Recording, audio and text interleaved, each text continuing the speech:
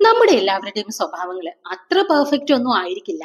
എല്ലാവർക്കും അവരവരുടേതായ മിസ്റ്റേക്കുകൾ ഉണ്ടാവാം. നമ്മളെ ഇഷ്ടപ്പെടുന്നവരും ഉണ്ടാവാം, നമ്മുടെ സ്വഭാവം കൊണ്ട് നമ്മളെ ഇഷ്ടമല്ലാത്തവരും ഉണ്ടാവാം. എല്ലാവരെയും തൃപ്തിപ്പെടുത്തി ജീവിക്കാൻ ഒരിക്കലും കഴിഞ്ഞില്ലെങ്കിലും എല്ലാവരെയും വെറുപ്പിച്ച് ജീവിക്കാൻ ചിലപ്പോൾ കഴിഞ്ഞേക്കാം.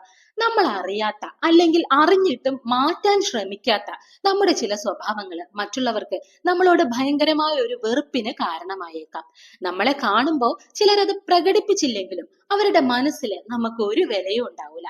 അത്തരത്തില് മറ്റുള്ളവരെ വെറുപ്പിക്കുന്ന സ്വഭാവങ്ങളിൽ ഒന്നാണ് കോഴിത്തരം. ചെറിയ രീതിയിലുള്ള വായ്നോട്ടമൊക്കെ അത്ര കുഴപ്പമില്ലെങ്കിലും ചിലരുണ്ട് ഒരുമാതിരി പെണ്ണുങ്ങളെ കാണാത്ത കളി കളിക്കുന്നവര്. ഒരാളെയും വെറുതെ വിടാതെ വഴിയിൽ പോകുന്നവരെയും അയൽപ്പക്കത്തുള്ള സ്ത്രീകളെയും ഒക്കെ തങ്ങളുടെ കോഴിത്തരം കൊണ്ട് വെറുപ്പിച്ചു വെച്ചേക്കുന്നവര്.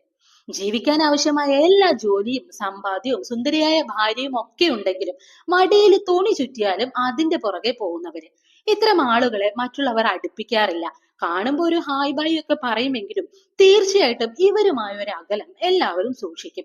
കുടുംബത്തിൽ കയറ്റാൻ കൊള്ളാത്തവനെന്ന ഇമേജോട് കൂടിയായിരിക്കും മറ്റുള്ളവർ ഇവരെ അകറ്റി നിർത്തുന്നത്. ആളുകളുടെ വെറുപ്പ് നേടുന്ന മറ്റൊരു സ്വഭാവമാണ് പരദൂഷണം പറയുന്നത്. പരദൂഷണം പറയുക എന്ന വൃത്തികെട്ട സ്വഭാവത്തിന് അടിമയാകുന്ന ആളുകൾക്ക് ഒരു ദിവസം ആരെക്കുറിച്ചെങ്കിലും ദുഷിച്ച് പറഞ്ഞില്ലെങ്കിൽ ആകെ ഒരു മടുപ്പാണ്. ഒരു എനർജി ബൂസ്റ്റർ പോലെയാണ് അവരുടെ ലൈഫിൽ ഈ പരദൂഷണം പറച്ചിൽ പ്രവർത്തിക്കുന്നത്. അവിടുന്നും ഇവിടുന്നും ഒക്കെ കിട്ടുന്ന കാര്യങ്ങൾ പൊടിപ്പും തൊങ്ങലും വെച്ച് പറയുന്നതിനോടൊപ്പം തന്നെ പ്രത്യേകിച്ച് ഒരു ഗോസിപ്പും കിട്ടിയില്ലെങ്കിൽ ആരെക്കുറിച്ചും സ്വന്തമായി ഇവരെന്തെങ്കിലും കഥകളൊക്കെ മെനഞ്ഞുണ്ടാക്കും. തങ്ങൾക്ക് കിട്ടാത്ത സൗഭാഗ്യങ്ങൾ മറ്റുള്ളവർ അനുഭവിക്കുമ്പോഴുള്ള കണ്ണുകടി കൊണ്ടാണ് പരദൂഷണക്കാര് ഇത്തരത്തിൽ പെരുമാറുന്നതെന്നാണ് സ്വതവേ പറയാറ്. പക്ഷേ ജീവിതത്തിലെ എല്ലാ സുഖ സൗകര്യങ്ങളും ഉള്ളവരും പരദൂഷണം പറയുന്നതിൽ ഒട്ടും മോശക്കാരല്ല എന്നതാണ് വാസ്തവം. ഇനി മറ്റുള്ളവരെ വെറുപ്പിക്കുന്ന ഒരു സ്വഭാവമാണ് പൊങ്ങച്ചം പറച്ചില്. നാലാള് കൂടുന്നിടത്ത് എവിടെയും ഇങ്ങനെ പൊങ്ങച്ചം പറയുന്നവരെ നമുക്ക് കാണാൻ പറ്റും. തങ്ങൾക്കുള്ളതും ഇല്ലാത്തതുമായ സുഖ സൗകര്യങ്ങളെ പെരുപ്പിച്ചു കാട്ടി മറ്റുള്ളവരുടെ മുന്നില് ആളാവാൻ ശ്രമിക്കുന്നവര്. കുറച്ച് പൊങ്ങച്ചം പറച്ചിലൊക്കെ നമ്മൾ സഹിക്കുമെങ്കിലും അത് അസഹനീയമായാല് നമ്മൾ തീർച്ചയായും അത്തരക്കാരെ വെറുക്കും. ഇങ്ങനെ പൊങ്ങച്ചം പറയുന്നതിലൂടെ താൻ എന്തോ വലിയ സംഭവമാണെന്ന് ആൾക്കാർക്കിടയിൽ ഒരു ഇമേജ് ഉണ്ടാക്കിയെടുക്കാമെന്ന ചിന്തയിലാണ് ഇവരിങ്ങനെ ചെയ്യുന്നത്. കടം വാങ്ങിയിട്ട് തിരിച്ചു കൊടുക്കാതെ പറ്റിച്ചു നടക്കുന്നത് വളരെ വൃത്തികെട്ട ഒരു സ്വഭാവമാണ്. ഉണ്ടായിട്ടും പറ്റിച്ചു നടക്കുന്നവരെയാണ് കേട്ടാ ഞാൻ ഉദ്ദേശിച്ചത്. എന്തെങ്കിലുമൊക്കെ അത്യാവശ്യങ്ങൾക്ക് നമ്മൾ കരുതി വെച്ച പണമായിരിക്കും ഹോസ്പിറ്റൽ കേസോ മറ്റെന്തെങ്കിലും എമർജൻസിയോ പറഞ്ഞ് ചിലർ വാങ്ങിക്കൊണ്ട് പോകുന്നത്. നമ്മുടെ ശുദ്ധത കൊണ്ട് അത്യാവശ്യമല്ലേ എന്ന് കരുതി നമ്മൾ ആ പൈസ കൊടുക്കുകയും ചെയ്യും. പിന്നെ ആ പൈസ തിരിച്ചു കിട്ടാൻ പെടുന്ന പാട് പൈസ കൊടുത്ത് കുടുങ്ങിപ്പോയവർക്ക് നന്നായിട്ട് മനസ്സിലാവും. നമ്മുടെ പൈസ തരാതെ അവരുടെ ആവശ്യങ്ങൾ മുഴുവൻ നേടിയെടുക്കുന്നത് കാണുമ്പോൾ തോന്നുന്ന ഒരു സങ്കടമുണ്ടല്ലോ, അത് അനുഭവിച്ചവര് പിന്നീട് ഒരിക്കലും അത്തരക്കാർക്ക് പത്തിന്റെ പൈസ കൊടുക്കില്ല. ആളുകളുടെ വെറുപ്പ് നേടുന്ന മറ്റൊരു സ്വഭാവമാണ് മുന്നറിയിപ്പില്ലാതെ അല്ലെങ്കിൽ ഇടയ്ക്കിടയ്ക്ക് മറ്റുള്ളവരുടെ വീട്ടിൽ കയറി ചെന്ന് വർത്തമാനവും പറഞ്ഞിരിക്കുന്നത്. വീട്ടുകാരുടെ അപ്പോഴത്തെ അവസ്ഥ എന്താണെന്ന് പോലും നോക്കാതെ, അതിപ്പോ അവരൊന്നില്ലെങ്കിൽ വീട്ടുജോലി ചെയ്യുന്ന സമയമായിരിക്കും, അല്ലെങ്കിൽ ഭക്ഷണം കഴിക്കുന്ന സമയമായിരിക്കും, അല്ലെങ്കിൽ അവരുടേതായ സ്വകാര്യ നിമിഷങ്ങൾ ചെലവിടുന്ന സമയമായിരിക്കും.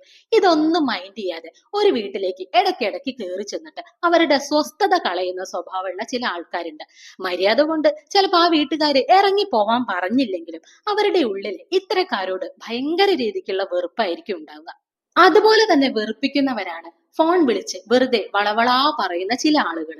ലൈൻ ബിസി ആയാലും ഇവര് നിർത്താണ്ട് വിളിച്ചുകൊണ്ടേയിരിക്കും. നമ്മൾ എടുത്തില്ലെങ്കിൽ തുരുതുരാ വിളിയോട് വിളിയായിരിക്കും. ഇത്തരക്കാരായിട്ടുള്ള ബന്ധവും ആളുകൾ വെറുക്കും. പതിയെ അവരെ അകറ്റി നിർത്തുകയും ചെയ്യും.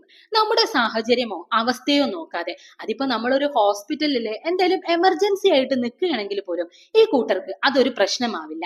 അവരങ്ങനെ കഥ പറഞ്ഞുകൊണ്ടേയിരിക്കും. സാഹചര്യങ്ങൾ കൊണ്ട് മാത്രം ചിലപ്പോ അങ്ങനെയുള്ളവരെ സഹിക്കേണ്ടി വന്നവരായിരിക്കും പലരും. നിലവാരമില്ലാത്ത തമാശകൾ പറഞ്ഞ് മടുപ്പിക്കുന്നവരെയും ആളുകൾ വെറുക്കും. കൊളോക്കിയലി നമ്മൾ പറയാറില്ലേ, ചളി വാരി എറിയുക എന്നത്. ഹോ, ഇത്തരക്കാർക്കൊപ്പമുള്ള സമയം അതിഭീകരമായിരിക്കും.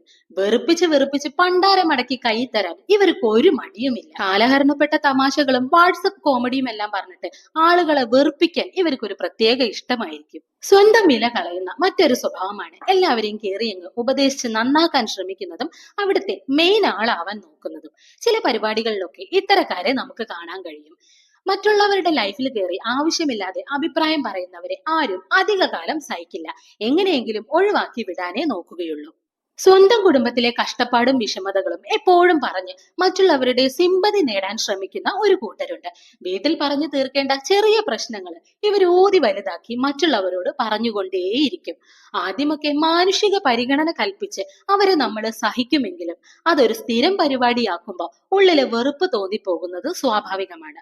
സ്വന്തം കുടുംബകാര്യങ്ങള് നാട്ടുകാർക്ക് മുന്നില് ഒരു മറയുമില്ലാതെ പറഞ്ഞു നടക്കുന്നവരെ അറിയുന്നുണ്ടാവില്ല ആളുകളുടെ വെറുപ്പ് നേടാൻ മാത്രമേ ഈ സ്വഭാവം കൊണ്ട് കഴിയുള്ളൂ എന്നത്.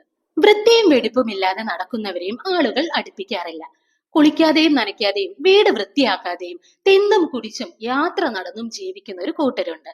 സാധനങ്ങൾ വലിച്ചു വാരിയിട്ടും വീട്ടിലെ മാറാല പോലും തൂക്കാതെയും പുതിയ ഡ്രസ്സും സ്പ്രേയും അടിച്ച് നടക്കുന്നവര്. ഇവരോട് വെറുപ്പ് തോന്നിപ്പോകുന്നത് സ്വാഭാവികമാണ്. മുമ്പേ ഞാൻ പറഞ്ഞതുപോലെ എല്ലാവരെയും തൃപ്തിപ്പെടുത്തി ജീവിക്കാൻ നമുക്ക് എന്തായാലും കഴിയില്ല.